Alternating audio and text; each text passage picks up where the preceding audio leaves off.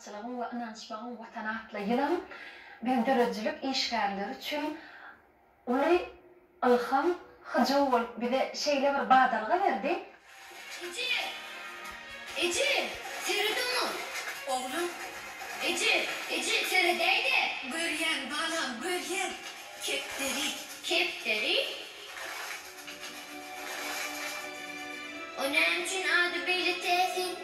Çünkü omuş ilçi oğlum. İlçi diýmekdämi? İlçi diýmek. Parahatçylygyn jarçydy diýmek. O bir-birine hoş sözler eltip, bir dostu beýleki dost bilen, bir halky beýleki halk bilen birleşdirýän güýç diýmek oğlum. Ol dip ganaşýarmy?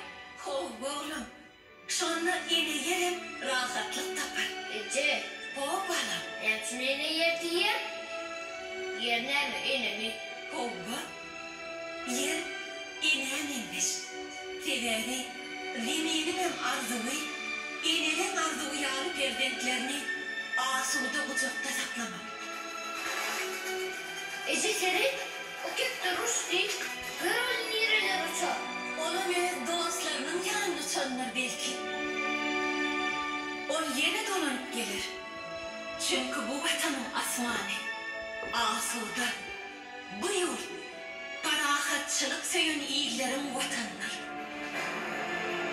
Ýatda sakla, haýsy milletlerine garamazdan, tarihda da, bugüne, ene ýeriň iň beýik ogullary, parahatçylygy, dostlugy, inançmaklygy önlendirler.